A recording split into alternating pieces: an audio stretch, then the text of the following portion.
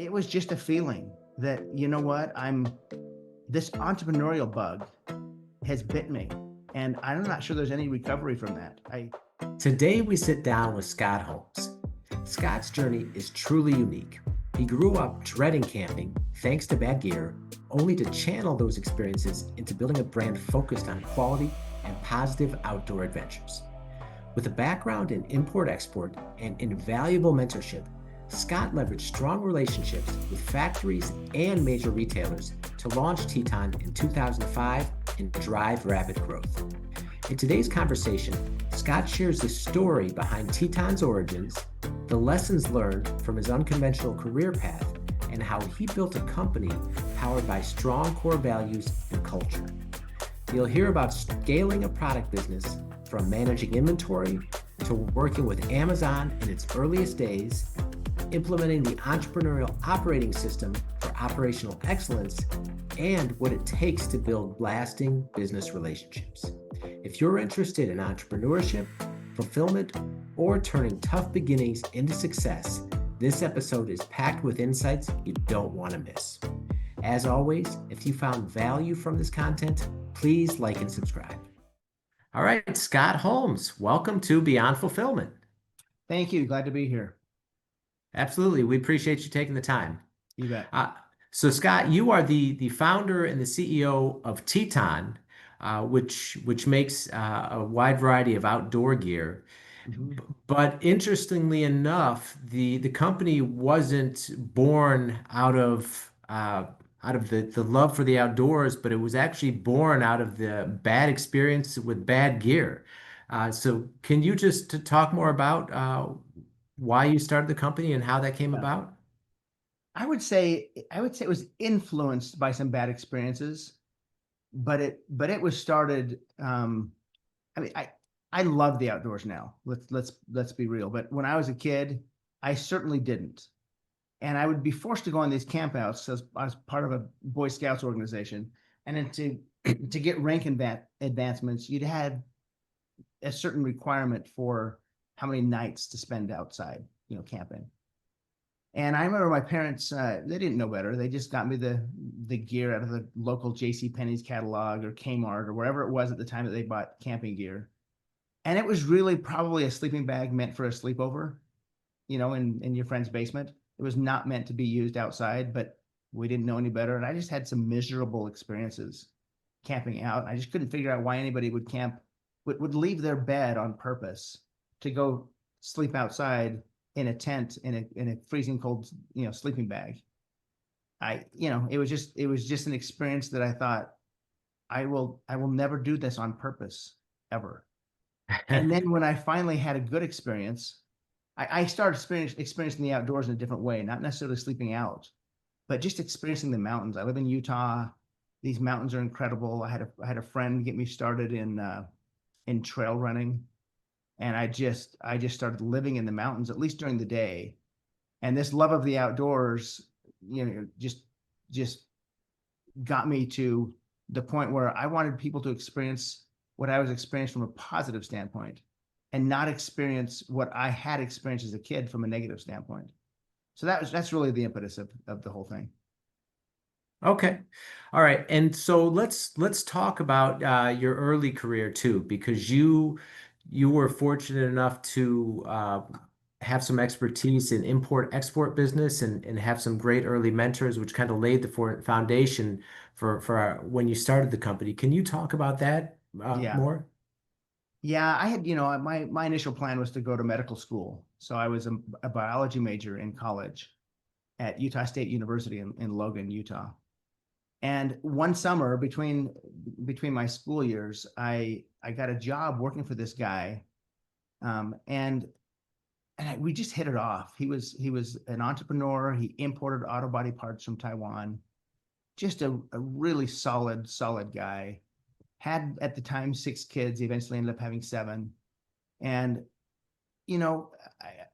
this friendship got so close that I thought, I can go back to school and eventually become a doctor after, 8, 9, 10 more years. Or I could tie myself to this guy and become a doctor, I guess, through experience, just the doctor of experience, and learn all I can from him about importing from Asia. At the time, it was from Taiwan. China hadn't really gotten the stranglehold on manufacturing like they do now. But I just saw an opportunity to really learn a ton from him. And he took me under his wing after that summer job. He invited me to be his personal assistant at his work, which gave me an even greater view of what he did for a living. And every once in a while he asked me these what I considered strange questions to ask a 20-year-old. Like should I buy a helicopter or a Learjet? And I thought, what? How can I contribute to this conversation, right? Because that was just so unbelievable to me that he would ask me such a question. But those are the kinds of things that he would think about, and I just thought, yeah, I can learn so much from this guy. So yeah, I learned all you can learn from him as a mentor when it comes to importing from Asia, and that certainly helped me get into this industry because I was, a few years later hired by a company who needed some import expertise, and I had it, and it's because I had that experience that they hired me, and that actually led to me being in this industry. So it's strange how the universe works. One door opens, you close another door on purpose. Sometimes that door closes on accident, but whatever the reason, the other door that opens up ends up being the opportunity of a lifetime, which it was for me. Wow. Yeah, quite a serendipity for sure. Just to go back in the story, one quick moment. So when you made the decision to drop out of medical school and be a personal assistant for this successful entrepreneur, what type of backlash or comments or what type of reaction was there from like friends, family, parents for a 20-year-old saying, yeah, I'm not going to medical school anymore. I'm just going to go, work for this entrepreneur. Yeah. The question really is, what kind of backlash did I get from my mom? Right? Because that was the difficult conversation. One of the things that she knew about me is that I'm a little headstrong, and so I think the backlash from her was tempered to my face, but I knew that she was having a hard time with this decision. Um, because yeah, you think about that. Oh, my son dropped out of his effort to become a medical doctor to become a personal assistant. I don't think that she or anybody else for that matter could see the long term.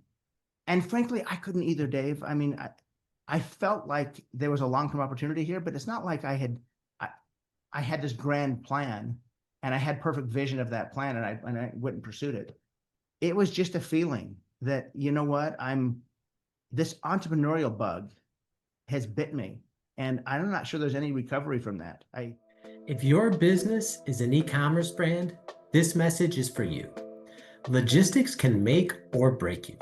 If you're tired of being just a number to those big box 3PLs, you need to check out our team at Easy DC 3PL. We're a different kind of partner, built specifically for growing brands that ship between 1,000 and 10,000 orders per month. We offer warehousing, fulfillment, and transportation with a focus on personalized service and flexibility. Our Central Kentucky location gives you nationwide reach, turning logistics into a competitive advantage. So if you're ready to partner with a 3PL that actually gets your brand, visit easydc3pl.com. I've now seen what the entrepreneurship looks like, and I really like that idea. It checked more boxes for me, more core value boxes for me than the medical field did, and I sensed it. My primary core value is freedom and independence. Entrepreneurship allows freedom and independence. I don't know a whole lot of people in the medical facility that would say that's their primary core value, because they're always on call. And certainly, maybe once they've arrived in their profession, they have a little more freedom, but certainly getting there. I had gone to Creighton in Omaha, Nebraska, Creighton University to talk to some medical students out there. And I'm telling you, they put the fear of God in me they were half of them were walking around like zombies. They were working these incredible shifts. And I just, for me, the comparison of the two, I just felt such a strong feeling to go down the entrepreneurial route. And yeah, there was some, to answer specifically your question, there was some pushback, there was some negative feedback. I don't get it anymore, obviously, but at the time, I'm trying to think of how I would be with one of my kids. I have 8 kids, and I'm wondering what I would do in a similar situation. I know the answer now because I went through it, and so, but if I hadn't gone through that experience, I would probably react like any other parent would. Like, you're doing what? You're dropping out of school for what again? Just asking a lot of questions. I'm sure I'd be that way. So it's an interesting experience that I lived, but it seemed right at the time. It seemed like the right thing to do. Okay. All right. So you go that route, you have some you gain the experience working for this entrepreneur, and then later on that evolves into another company needing your expertise for the import-export stuff. And so let's talk about how you started Teton. How did that come about? Okay, I've been working for a company in the industry. Um, this company had not only been in the camping gear industry, but they were in, 4 or 5, maybe even 6 different categories that were seemingly unrelated. Small hand tools, for example, paintball, fishing. I'm trying to find a connection between them all, and the only thing they had in common is that they were imported product. Um, I I learned a lot from working for that company. A lot of good things and a lot of things that I would put on my to don't list. If I were ever to start a business, I wouldn't do that. Or if I were to ever start a business, I wouldn't do that. And I started actually physically creating this to don't list in a notebook that I'd carry around on the back page. And one of those things was, don't don't don't chase all opportunities. There's so many opportunities when you're an entrepreneur. You can't chase them all and do them all justice. So don't chase them all, because that's one of the things that we did in that company, is chase a lot of opportunities. Not me per se. I was in charge of one of the divisions, but I could see the problem with chasing good opportunities, that you spread yourself so thin that you got to the point when a great opportunity would come along, you couldn't really give it your all. You couldn't say yes in full strength because you'd already said yes so many other times to other opportunities. So, I learned a lot about what to do and what not to do from the industry that I was in. But one of the things that is invaluable are the relationships that I made along the way. I made some incredible relationships with some factories in China. In particular, they were Taiwanese owned factories in China. And to this day, I still consider these guys my friends. So I had these incredible relationships with these factories, great communication, which is so critical in business.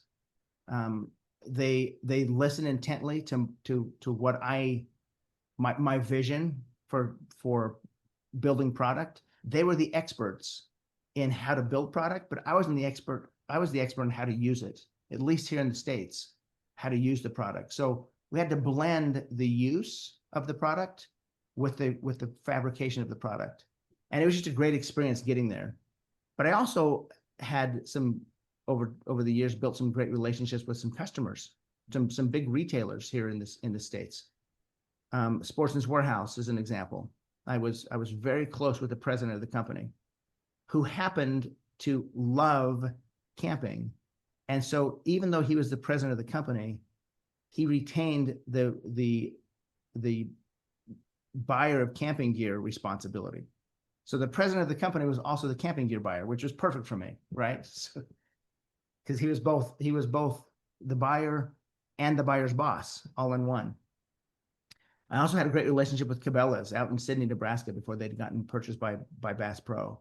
So between the great relationship with factories and great relationship with these customers, when I decided to branch out on my own, largely because the company I was working for started having some financial trouble. I believe the financial trouble was a result of them spreading themselves too thin, saying yes to too many good opportunities. That those financial troubles were signal to me that it was time to step away. And so I stepped away, started my own company, really solidly focused on camping gear specifically, because that's where my relationships were. And so that was in 2005. I had a couple to don'ts. This is going to make you laugh, Dave, because one of them was don't have a warehouse. Scott, you don't know how to manage inventory. So why in the world would you try to manage it? So don't have a warehouse. Well, that might sound pretty interesting for a product-based business to not have a warehouse, right? So I got my factory and my customer together and I said, listen, I don't want to manage the inventory, and I want to be able to run this business at super thin margins as a result, which you customer are going to benefit from. So can I fill full container loads of product at the factory and ship it directly to you at your fulfillment center, at your distribution center? And because Sportsman's Warehouse was big enough and because Cabela's was big enough, they both said yes to that plan. And so for the first couple of years, I didn't have any domestic inventory. It was just full container loads. I'd sit with the customer. I'd get their purchase orders, 5 months in advance. I would build the order, custom build the container, and ship it directly to the fulfillment center. And it was beautiful at first. The problem was, and you can probably relate to this, is that forecasting is an imperfect game. So as they forecasted their needs over the next 4 or 5 months, because that's how in advance I needed to get these purchase orders, if they oversold, which they frequently did, then they're now sold out of product and they're waiting another month for that next container to arrive. Well, that's not an option for a retailer. They have to have product on their shelves. As the president of Sportsman's Warehouse put it to me numerous times, Scott, I can't sell from empty shelves. I can only sell from full shelves. So he would then have to buy product from my competitor and put it on the shelf until that container arrived a month later. And so this happened enough times that I thought, you know what, I've got to solve that problem. I've got to carry some domestic inventory. Not a lot, but enough that if this keeps happening, where their forecast is off by a month, I can fill in with some domestic inventory for 30 days until the next container arrives. And so I thought, okay, I don't have my own warehouse, so I'm going to use a 3PL.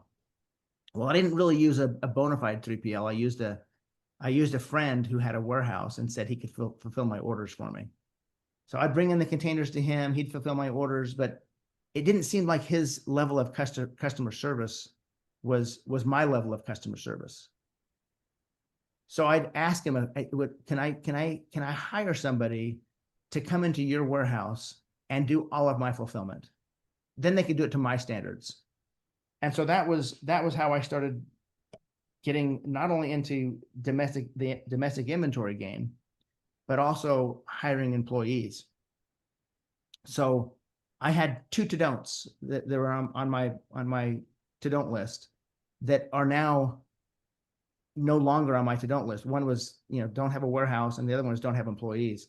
I have now learned at least somewhat enough how to manage inventory and how to manage employees that I've moved both of those to my to-do list. Okay. Wow. So quite interesting to don'ts, right, for an entrepreneur. And I'm sure plenty of the entrepreneurs listed. And listen, I'm sure that there's employees oftentimes will give us headaches, but at the same time, right, very necessary and an integral part of your business. And the right employees are so valuable. But yeah, I mean, it's interesting, that story where you knew the power of relationships. You were a very hard worker, right? You built up this acumen. You saw the opportunity to go out on your own. You made the leap. You found a way to do it virtually at first without even having to have a physical location. And wow, talk about what perfect, I guess things falling into place where the president of the company is the camping gear buyer, and he's a Yeah. good friend of yours, and you're in the camping gear business. So when you go through these initial struggles, you realize you have to have warehousing, you have to have employees. What was the trajectory of the company in those early years? Did things like take off right away, or did you face some challenges? Uh, Things took off right away, and largely a result of those relationships. I really can't stress enough how, even though I started the company in 2005, I didn't start the relationships in 2005. They predated me starting the business by several years, and that's why it took off. I'm a firm believer that I was successful from the very beginning solely because of the relationships I had built over in previous lives with the different businesses. So I leaned into those relationships. They trusted me, I trusted them. One of the things that was super helpful from day one was that my factory gave me payment terms. As close as I was to my customers, they required payment terms from me. And if I hadn't gotten payment terms from my factories, I would never have been able to bank the accounts receivable from from my customers. So my factories gave me payment terms that lasted longer than the payment terms I gave to my customers. So I was able to cash flow from day one, which was huge. The other thing that I will say in hindsight is that when you are moving things from a to don't list to a to do list, that is not something you do just randomly. If it made your to don't list to begin with, there's a reason it made your to don't list. Dive deeply and find out what is that reason, and what are the steps that you have to go through to move that item from your to don't list to your to do list. So I didn't just willy nilly say, oh, I can suddenly manage inventory. I was still convinced that I wasn't very good at it, and that I needed to become good at it if I was truly going to manage inventory. So I started out very small in terms of moving that from my to don't list to my to do list. It was a very small part of my business, and one of the things that it did though is it now allowed me to go after customers who weren't big enough to do full container loads. They weren't big enough yet, and this is going to make you laugh. One of those was Amazon. Amazon was a CD seller, a bookseller, and they were trying their darndest to become the everything store, but nobody really believed that they could. This is the early days, right? So they're like, you're a bookseller. Why would we sell baby products on Amazon?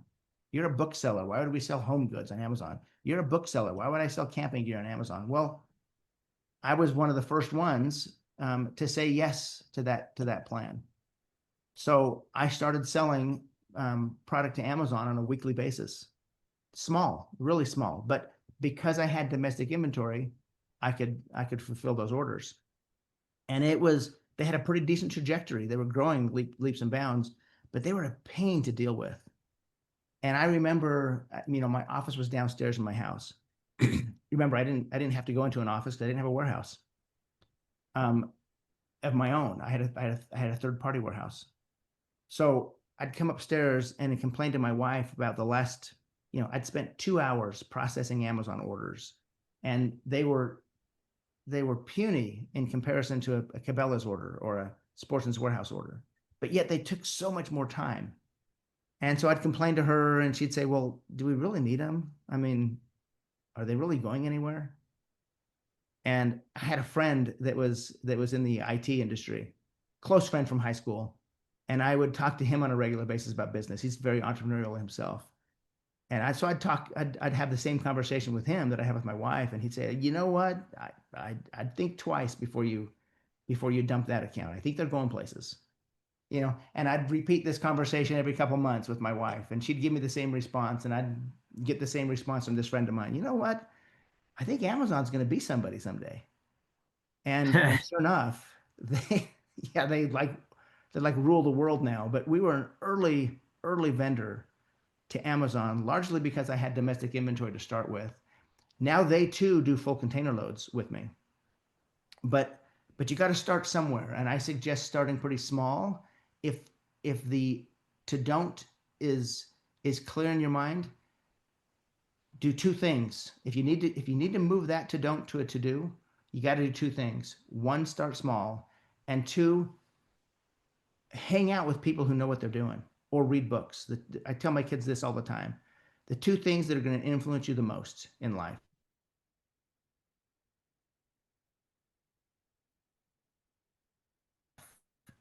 are the five people with whom that you listen to, or whatever. It's the media. It's the media that you absorb, and it's uh, the people you hang out with. That's how you learn the best. Yeah, such great advice. Such great advice.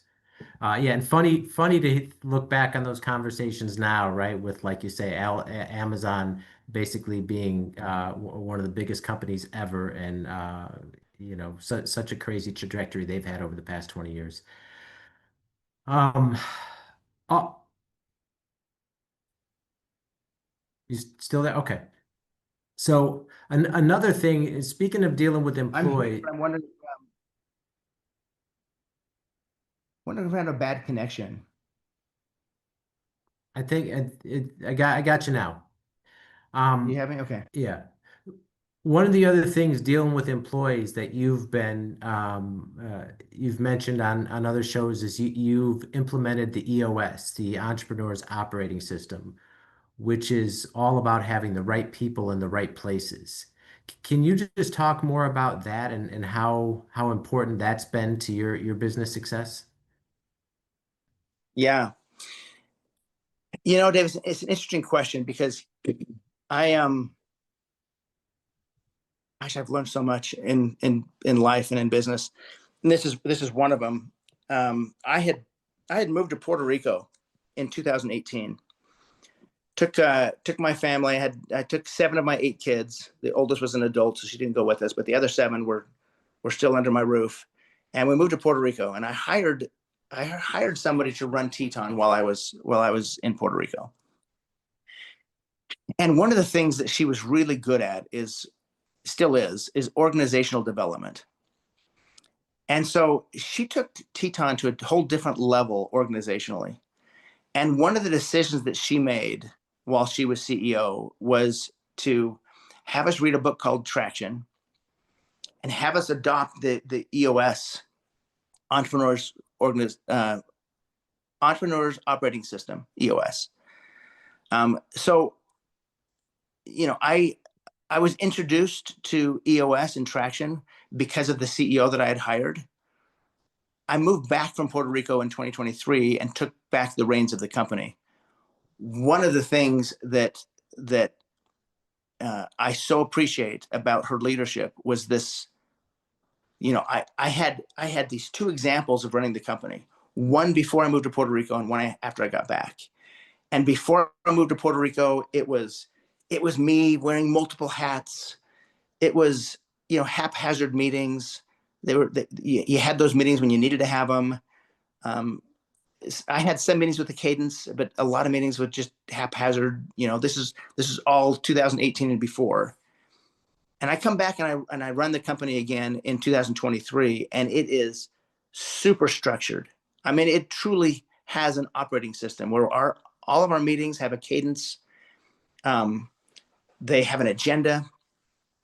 We keep them very tight. We score them all at the end of the meeting. What was that? Rate that on a scale of 1 to 10 in terms of best use of your time. Could you have used your time better elsewhere?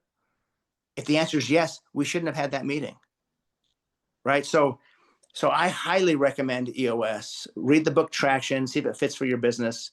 It definitely fits for Teton. We use it company wide. All department heads use it within their department as well. We do the 3-year plan, the 1-year goals, the quarterly rocks, the weekly, what are called L10s, your level 10 meetings, these 90-minute meetings. We do it all by the book, and it is super helpful. Okay. All right. And Scott, clearly you've had a 20-year run with Teton. You're still going strong. I mean, given your journey and everything you've been through and the success you've had, what's been the best part of it for you? I think the best part of it for me is being able to run an organization that whose culture so fits with, in the early days, a company matches its founder. It's a company's culture matches its founder for sure, because that's the definition of a company, is what the founder brings to it. But over time, oftentimes what happens is the culture of the culture dynamic changes as a result of hiring people who might have, bring different core values to the table, who might have a different culture. And so you end up having this disjointed culture. Um, thanks to a lot of study and a lot of reading, I knew from the early days of, and frankly, a lot of bad experience at previous companies. I knew from the early days that how important culture was to Teton. And that if I was going to grow this thing, I was going to grow it consistent with the culture that mattered to me. This set of 7 core values, and I was going to hire and fire based on those core values. From the time I started hiring people, they needed to be a culture fit. And to this day, we are an organization of culture fits. Now we've had moments where we've strayed. In fact, during this time when I was gone to Puerto Rico, I would say this, a perfect example of this. We hired people that weren't a solid culture fit.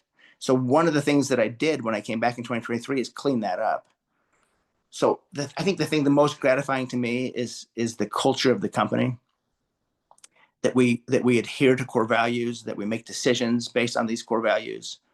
And anybody in the company, you can ask anybody in the company what our core values were, they would all know what they are. And then they could all give you an explanation of what they mean. And that is super gratifying. Love that. All right. Well, Scott, if people want to learn more about Teton or they want to reach out to you in any way, what's the best way people can find you online? Our website is tetongear.com. You can reach out to us on tetongear.com. And then I'm on LinkedIn. So if you just search for Scott Holmes on LinkedIn, Teton, you'll find me there. Okay. And we'll link all that in the show notes for everyone. All Thank right. you, Well, Dave. Scott, thank you so much for taking the time to be here and sharing all this valuable wisdom from your journey with our listeners. We greatly appreciate it. It's been a pleasure. Let's stay connected.